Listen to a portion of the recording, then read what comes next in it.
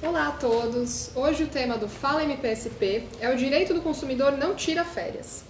Os meses de dezembro e janeiro, além de serem as férias escolares, também são uma época em que os adultos aproveitam para tirar folga do trabalho, descansar e se divertir. Mas nem sempre tudo sai como planejado, graças a algumas violações aos direitos do consumidor praticadas por empresas como companhias aéreas, agências de viagens, hotéis, companhias de ônibus, dentre tantas outras. Você quer saber quais são os seus direitos como consumidor? A quem procurar? Mande sua dúvida. Hoje quem irá responder é o promotor de justiça Denilson de Souza Freitas, coordenador do CAU Cível da área de consumidor aqui do MPSP. Seja bem-vindo, doutor Denilson. Obrigado. Doutor, vamos começar falando de um problema muito recorrente, né, que quem está de férias acaba enfrentando quase que inevitavelmente uma vez na vida, pelo menos, né? Que são as dores de cabeça com as companhias aéreas. Quais são as violações mais comuns ao direito do consumidor que essas companhias praticam? Muito bem, o serviço de transporte aéreo é uma das atividades que está sob regulamentação de agências reguladoras. No caso do transporte aéreo é a Agência Nacional de Aviação Civil, a ANAC. E a ANAC ela tem suas normas, suas regulamentações. A principal delas talvez seja a Resolução número 400 de 2016, e na qual estão ali estabelecidos diversos direitos dos consumidores e obrigações também das empresas a respeito do transporte aéreo. E a ANAC também faz, na sua atividade, ela faz também um monitoramento do serviço de aviação civil e publica esses relatórios. No último que foi publicado, que se refere ao terceiro trimestre de 2019, estão ali elencadas as principais reclamações dos consumidores e talvez a gente possa aqui mencionar os atrasos, os cancelamentos dos voos. Não é raro acontecer de chegar até o aeroporto e encontrar ali a notícia de um voo que foi cancelado ou mesmo que não há previsão de sua decolagem. Nós temos que separar aí no caso do atraso aqueles que são programados dos não programados. Há aquelas situações em que a empresa previamente consegue resolver determinadas situações e para isso ela precisa alterar o horário do voo. Nesse caso, ela precisa, com pelo menos 72 horas de antecedência, avisar o consumidor. E nos voos nacionais, nos voos domésticos, essa alteração não pode passar de 30 minutos. Nos voos internacionais, essa alteração não pode passar de 1 hora.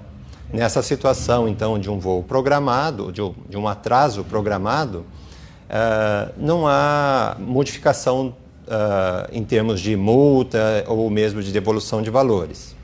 Agora, a pessoa que chega no aeroporto e ali ela é informada sobre atrasos, aí surgem novos direitos ao consumidor. Então, se o atraso passar de 1 hora, ela tem direito à comunicação, telefone, internet, alguma forma de comunicação. Se passar de 2 horas, tem direito à alimentação. Normalmente as companhias aéreas fornecem um voucher para que possa ser utilizado na alimentação do próprio aeroporto.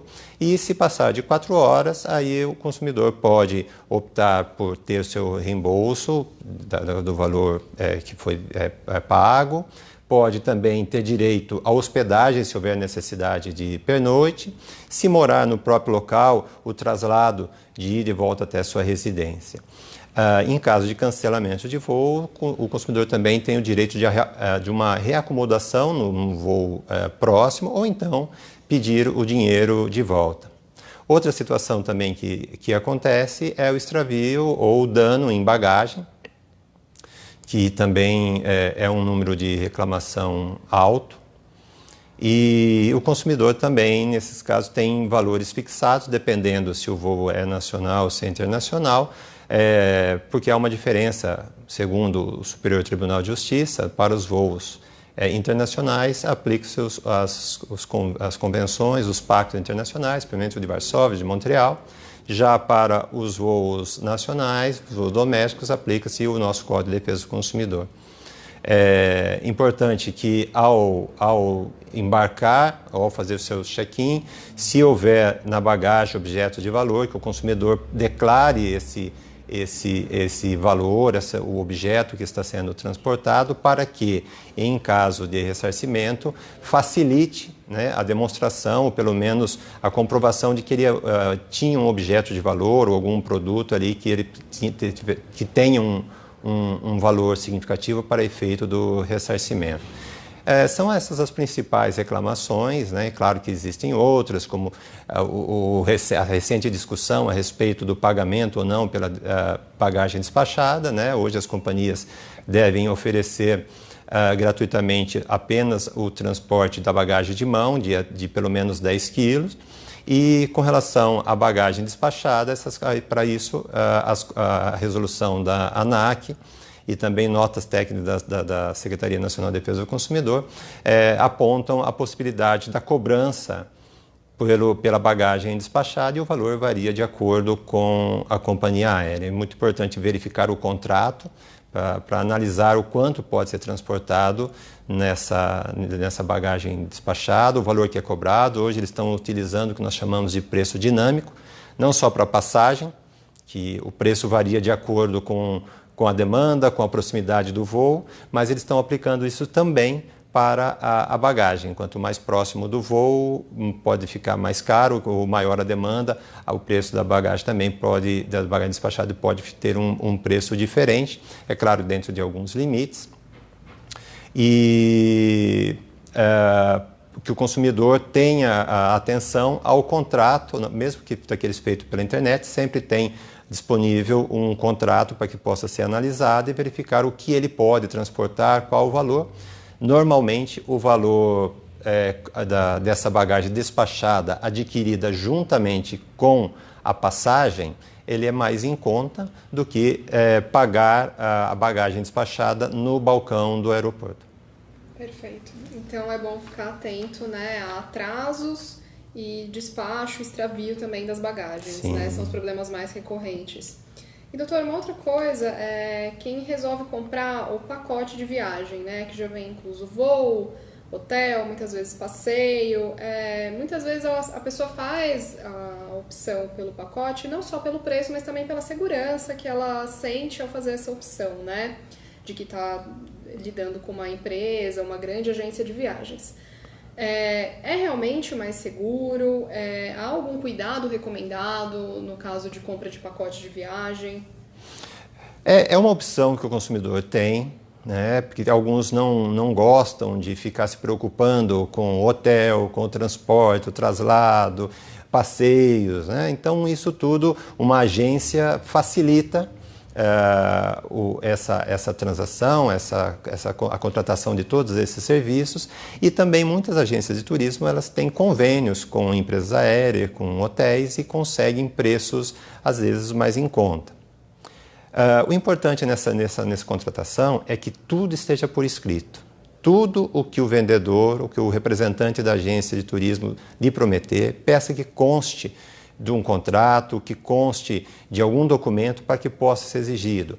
Quais os passeios vão ser realizados, qual companhia aérea será feito o transporte, o traslado, como será feito, se há alguma conexão, alguma escala, se há necessidade de troca de aeroporto, como nós temos aqui em São Paulo, 2 aeroportos, e que às vezes a pessoa chega por um e depois tem que pegar uma conexão, uma escala em outro aeroporto. A diária, o hotel, qual vai ficar, verificar onde, a localização, os arredores desse hotel. Hoje nós temos aí esses mapas virtuais que permitem que nós verifiquemos onde está o hotel, o que tem na vizinhança. Eu mesmo já tive uma situação de cancelar um hotel, porque depois, verificando pela internet, não gostei muito da sua localização, do que tinha ao seu redor, e troquei por um outro. E por falar em hotel, é bom também fazer uma observação para que o consumidor verifique qual é o horário de entrada e o horário de saída desse hotel, porque existe uma lei que trata da Política Nacional de Turismo, e ela aponta que a diária corresponde a 24 horas, e é o que nós imaginamos quando nós falamos em diária. No entanto, a prática que tem sido utilizada pelos hotéis é a entrada, por exemplo, às 15 horas e a saída, o check-out desse hotel ao meio-dia. Ou seja, a diária não corresponde a 24 horas. E o argumento do hotel é que a necessidade de se fazer a adequação do quarto, a limpeza do quarto, a higienização do quarto, para que o próximo possa entrar. E o Superior Tribunal de Justiça, numa decisão do ano passado, entendeu que essa conduta dos hotéis, ela não é ilegal, ou ela não é abusiva, embora contrarie um dispositivo da Política Nacional de Turismo, né? Então, é importante, ao fazer esse pacote, verificar qual é o horário de entrada no hotel, qual é o horário que você vai ter que sair, para que não tenha dor de cabeça. Outra observação, as refeições que estarão incluídas nesse pacote, nesse hotel, se é só o café da manhã, se tem almoço, se tem jantar, se nesse jantar as bebidas também já estão inclusas nesse pacote, ou se são pagas separadamente, que bebida que pode ser consumida ou não, porque chega na hora de desfrutar do seu passeio, você chega no restaurante do hotel, pede a comida e vem lá o pessoal, olha, mas no seu pacote não está incluído aqui o fornecimento de bebida. E aí você começa toda a discussão justamente na hora que você quer mais desfrutar do seu passeio. Que geralmente é o maior problema, né? Exato. Doutor? E o senhor falou em fazer constar tudo o que você está combinando com a agência por escrito, Exato. né? Inclusive política de cancelamento, porque muitas vezes a gente precisa mudar uma outra coisa, cancelar, mudar datas, né? Exato. Então é importante verificar isso também. E isso tudo, a política da empresa em relação às alterações desse pacote. Também guarde a propaganda, seja de panfletos, da internet, troca de e-mails, troca de informações pela rede social, WhatsApp, enfim. Tudo que tiver, guarde, porque pode ser utilizada numa ação ou num eventual pedido de ressarcimento ou de reparação. Perfeito. Doutor, o consumidor que viaja de ônibus, né? E faz as viagens interestaduais ou intermunicipais, ele tem os mesmos direitos do consumidor que viaja de avião? O transporte terrestre também tem a sua regulação própria. A agência que fiscaliza é a ANTT, Agência Nacional de Transporte Terrestre, que também tem resoluções que trazem direitos aos consumidores.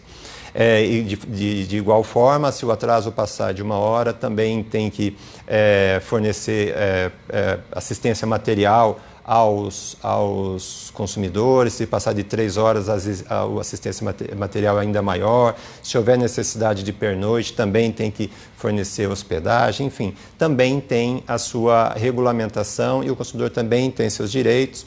A passagem de ônibus adquirida, ela tem validade por 1 ano, ainda que seja comprada para determinada data, e se houver necessidade de alterar, ele tem validade por até 1 ano, que pode ser remarcado. Há em algumas situações, o pagamento de despesas pela remarcação, mas é sempre importante também observar qual é a política da empresa em relação a essas alterações, se ela permite, em qual tempo fazer a remarcação, de que forma, se tem de diferença de preço. O preço sempre tem algum ajuste. Toma cuidado, porque às vezes comprou uma passagem em uma promoção e quer usar em outra data, e para usar nessa outra data talvez tenha diferença. Se a diferença também ela é em favor do consumidor, o consumidor tem o direito a obter o reembolso da diferença. Então são cuidados que o consumidor tem que ter também no transporte terrestre. Que muitas vezes a gente não fica sabendo, né? Por Exato. falta de informação. A gente chega na rodoviária, a gente chega no aeroporto com tamanha pressa, com tamanha vontade de satisfazer determinadas obrigações, de determinados compromissos que nós temos, que às vezes a gente nem se preocupa com determinados detalhes que podem fazer diferença um pouco mais à frente.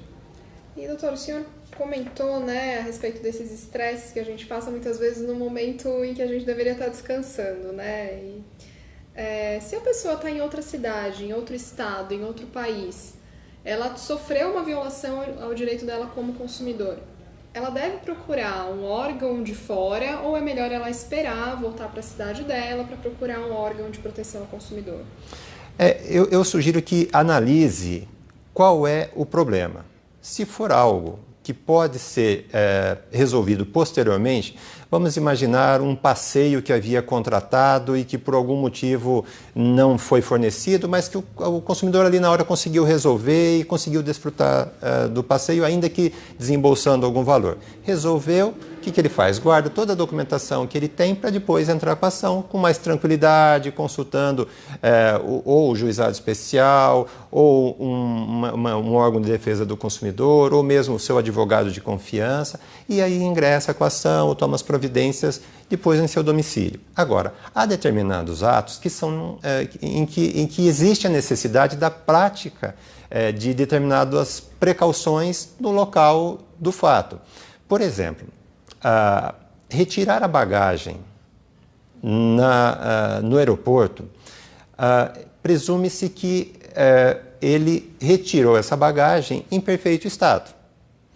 Se ele observar que existiu algum dano, alguma avaria à sua mala, a primeira coisa a fazer é ir até o setor de reclamações e registrar o seu protesto, a sua indignação, a sua reclamação. Isso ainda no aeroporto? Ainda no aeroporto. Perfeito. Porque como existe essa presunção de que se ele saiu do aeroporto, se ele retirou a bagagem e nada reclamou, há uma presunção que a bagagem estava em ordem. Aí ele vai ter que fazer a prova de que, na verdade, o dano foi causado dentro do aeroporto. Se ele já faz essa reclamação no aeroporto, facilita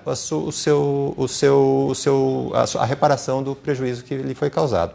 Então, há determinadas situações em que é necessário tomar providência naquele local. Outras, eu sugiro que guarde tudo o que é necessário para que depois pleiteie a reparação no seu domicílio, na sede do seu domicílio, que vai ser tudo mais, talvez, resolvido de uma forma mais fácil.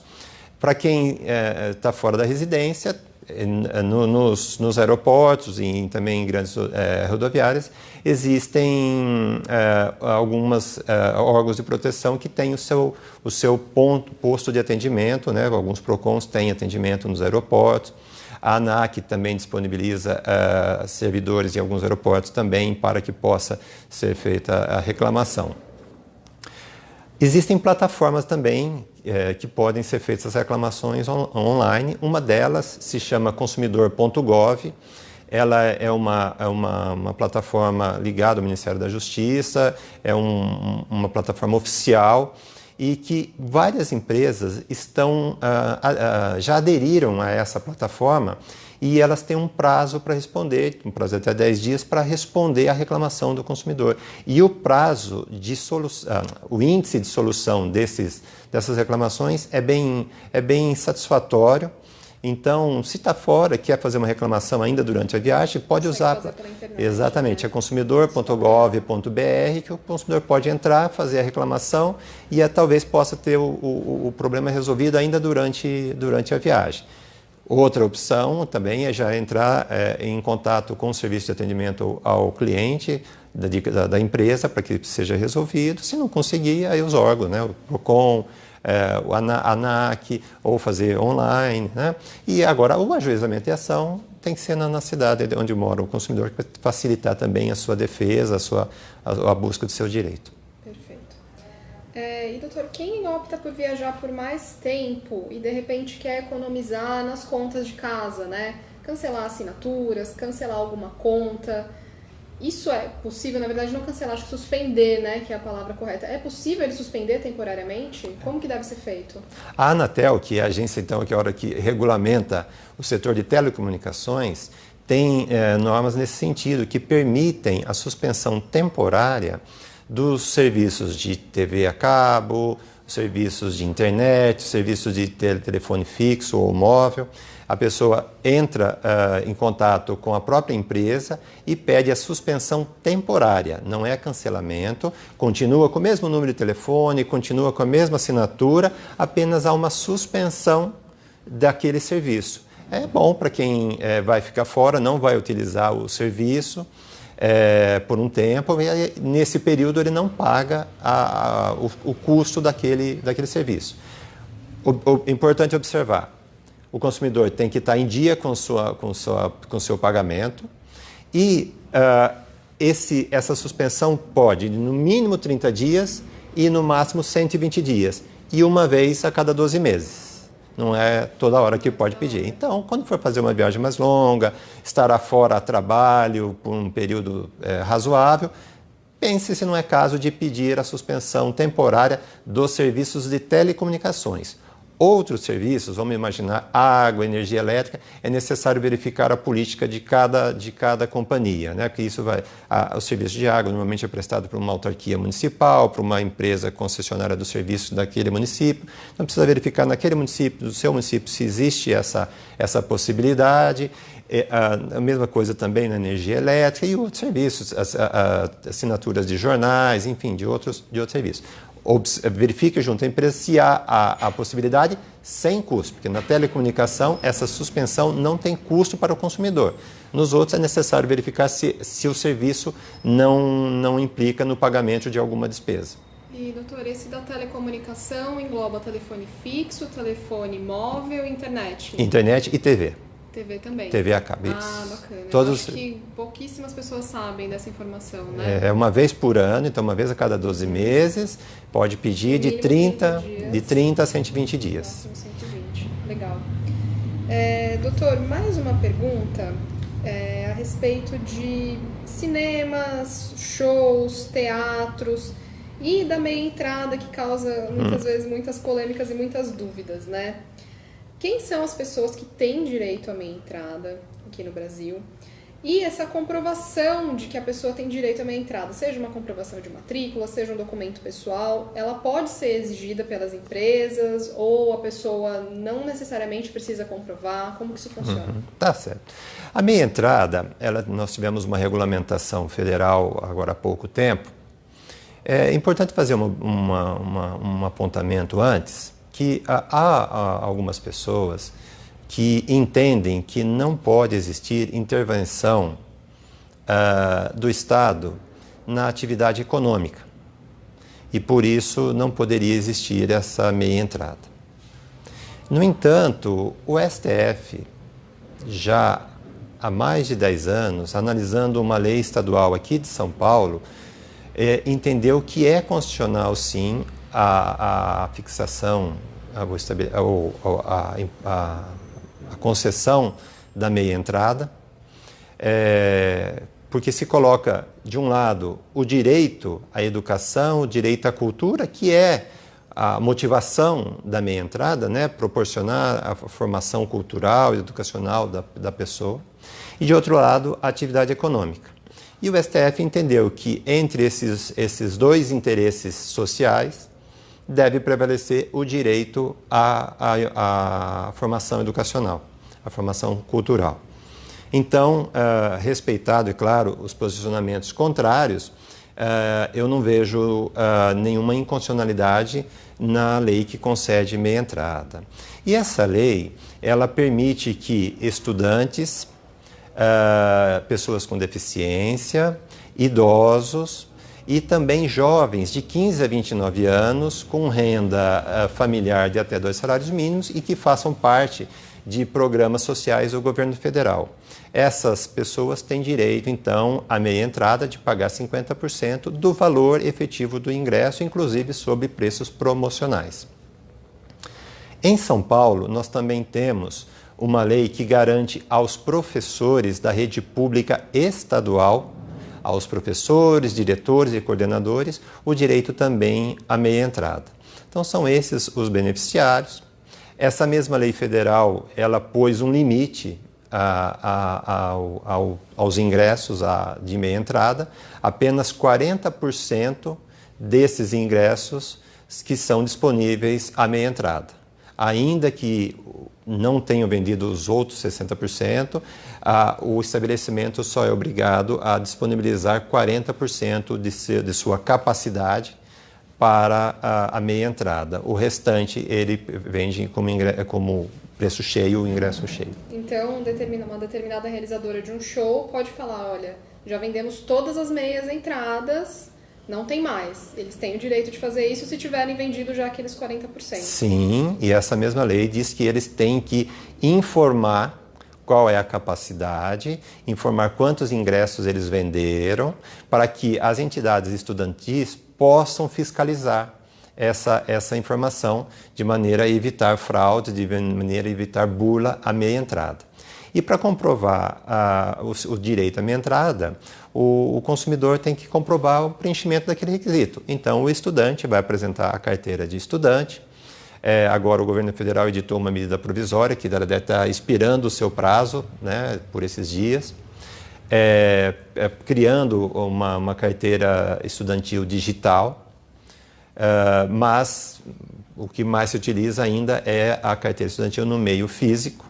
Essa carteira ela tem validade até o dia 31 de março do ano seguinte, porque, né, quando se começa o ano letivo, até a escola fazer todas as adequações e emitir as novas carteiras, ela leva um tempo. Por isso, a lei estabeleceu que a carteira de um ano vale até 31 de março do ano seguinte. Então, o estudante apresenta a carteira de estudante. O idoso basta apresentar um documento com foto que comprove a sua idade. A pessoa com deficiência igualmente, qualquer documento que comprove essa sua qualidade. A pessoa com deficiência também tem direito ao acompanhante nos casos que exista necessidade. E os jovens de 15 a 29 anos, eles têm que fazer parte fazer uma adesão ao programa da juventude, no qual são verificados os requisitos, é emitida uma carteirinha e ele também junta um documento com foto junto com essa adesão ao programa da juventude. Perfeito, doutor. Tem o direito, mas precisa comprovar. Comprovar, né, seus requisitos. E muitas pessoas acabam hoje em dia comprando os ingressos de shows pelos sites mesmo, né? Porque para evitar se deslocar até o estádio, para evitar, de repente, o custo desse deslocamento, o cansaço que vai causar. Mas, geralmente é cobrada uma taxa de conveniência, né? Que todos os sites chamam assim. Isso. E é uma taxa que muitas vezes é um valor considerável. É permitido que a empresa cobre essa taxa e existe alguma forma do consumidor reclamar a respeito disso, se ela for abusiva? No meu modo de ver, essa cobrança é indevida. E por quê? As empresas justificam essa cobrança na prestação de um outro serviço, que é o consumidor não precisar realmente se deslocar, que é uma comodidade, compra em casa. Pois bem, mas ele também é um serviço, e talvez até mais importante, para a empresa. Porque a empresa não precisa ficar disponibilizando diversos locais de venda, a empresa consegue se programar com antecedência a respeito de quantas pessoas irão e da estrutura que ela necessitará. Ela não precisa ficar pensando em... Existe também uma situação questão até tributária, porque se ele pegar esse preço que ele teria com a venda dos ingressos, com a estrutura de funcionários, estrutura de local físico, e ele embute isso no preço, ele tem que cobrar isso das pessoas. E quando ele cobra, ele também tem repercussões tributárias. Então, ele pagando isso para uma empresa separada, essa questão tributária é resolvida de uma outra forma. Então, para o organizador do evento, acaba sendo também mais fácil. Enfim, são algumas observações apenas para dizer que esse serviço, ele é um serviço prestado à empresa. O consumidor, é claro que ele pode se utilizar desse serviço, mas a empresa também sai ganhando com isso. Dessa forma, não justifica ela cobrar um valor a mais do consumidor. No entanto, apesar desse meu posicionamento, em São Paulo, o Tribunal de Justiça tem, em algumas decisões, permitido a cobrança da taxa de conveniência, desde que exista efetivamente a prestação do serviço. Nós tivemos um precedente muito importante no ano passado no Superior Tribunal de Justiça, em que, no caso de uma dessas empresas, ele reconheceu a ilegalidade da cobrança. Essa decisão do Superior Tribunal de Justiça ainda não transitou em julgado, ainda pende a julgamento de embargos de declaração, mas foi um precedente muito importante que ele se aplica para aquela empresa em todo o país. não se aplica para as outras empresas. Mas, diante desse precedente, nós esperamos que, quando os casos das outras empresas chegarem também ao STJ, que nós possamos também ter igual decisão favorável aos consumidores. Então, em resumo, hoje é possível a cobrança, mas as ações que o Ministério Público já ajuizou, não só em São Paulo, mas também em outros estados, essas ações logo chegarão ao STJ e nós esperamos que o STJ mantenha esse posicionamento e reconheça a ilegalidade da cobrança desses valores. Tomara. Tomara. Doutor, voltando um pouco no assunto dos cinemas, né? Existe aí uma conversa entre as pessoas que a gente sempre vê de que é proibido levar alimentação e bebida dentro da bolsa para consumir dentro da sala de cinema. E existem até relatos de pessoas que foram revistadas na entrada no cinema, né, e tudo mais. Isso é permitido? É permitido que ela seja revistada? É permitido que ela seja proibida de entrar com alimento dentro da sala?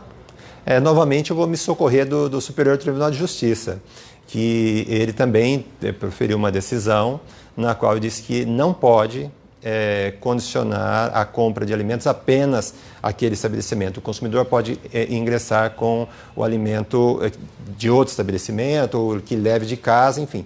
Essa restrição ela é indevida. Eu só faço uma ressalva, que deve ser analisado também qual é a prática do estabelecimento. Ou seja, um determinado estabelecimento ele não permite a entrada de qualquer alimento. Então, não é só alimento dele, não entra nenhum tipo de alimento, ou, por exemplo, não permite a entrada de bebidas em latinhas. É até uma questão de segurança talvez do artista que está lá fazendo o seu evento, garrafas, né? Então, é necessário analisar a política, ou o costume, ou a prática do local.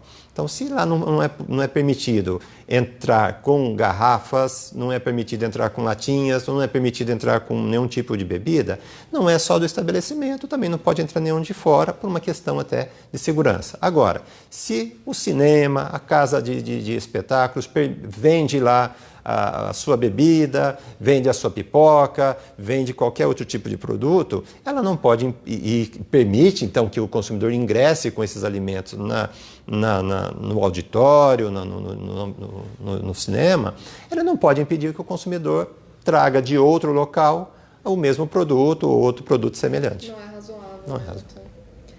E, bom, uma outra preocupação que pode surgir aí nesse período de férias já é a preocupação com a volta às aulas, né? Principalmente dos pais, porque ano após ano as escolas reajustam as taxas de mensalidades e até mesmo as de matrícula.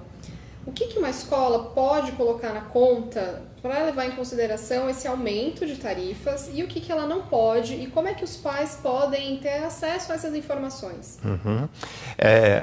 A escola ela pode fazer um reajuste de mensalidade anual, né? Nesse reajuste, ela pode incluir as despesas que ela tem com o processo pedagógico, com a estrutura da escola, mas ela tem que publicar uma planilha 45 dias antes do término das matrículas para que os pais possam analisar e verificar se realmente aquele aumento é justificável, né? Para verificar se realmente aquele reajuste ele é um reajuste que encontra um embasamento técnico, né? Um suporte fático dentro daquilo que a escola se propõe.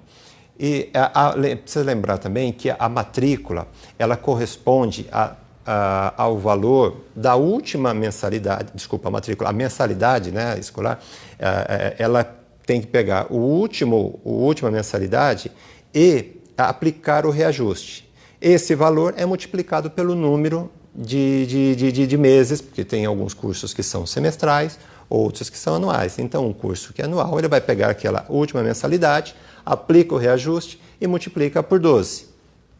Nos casos de cobrança da matrícula ou da reserva de vaga, né, que é feita uma pré-matrícula, uma matrícula, às vezes até no ano anterior, tem que lembrar que esse pagamento ele não pode exceder o valor total da matrícula. É como se fosse uma prestação a mais. Não pode exceder o valor total do curso. Não é um plus no pagamento daquela escola. Ele é apenas uma parcela a mais, sem exceder o custo total daquele curso. Perfeito. Então, essa planilha em que a escola coloca ali os gastos do ano e calcula o reajuste para o próximo ano, ela tem que estar acessível para os pais 45 dias? Isso, depois, antes do término do período de matrícula, para que o pai possa ter acesso. E se tiver dúvida, a escola tem que esclarecer por que tem esse aumento, por que está colocando o consumo a mais de determinado produto, por que está tendo um gasto a mais com o pessoal, o reajuste que vai ser aplicado aos professores está sendo colocado de forma adequada nessa planilha. E se houver necessidade, né, o pai pode se socorrer de alguém que tenha um conhecimento para analisar aquela planilha. E nas situações mais assim, que não consigam ser resolvidas diretamente com a escola ou com o órgão de defesa do consumidor, pode encaminhar também ao Ministério Público para que seja analisado se aquele aumento ele é pertinente ou não. Bacana, doutor. Bom, essas eram as dúvidas de hoje. Muito obrigada pela sua participação. Se o senhor tiver alguma coisa para acrescentar, fica à vontade. Foi um prazer, estou sempre à disposição, e que os consumidores, assim, no período de férias, que justamente aquele período que nós trabalhamos o ano todo, esperamos pelo período de férias, que nós possamos ter realmente um período de férias de descanso, de lazer, de desfrute com a família, e sem aqueles percalços que nós aqui conversamos, que isso daqui fique apenas numa situação assim de teoria e que na prática as pessoas possam realmente desfrutar de dias melhores. Tomara, doutor. E lembrando que essa live vai ficar na nossa página do Facebook. Quem tiver dúvidas pode mandar pra gente que a gente vai procurar responder sim. Muito obrigada a todos.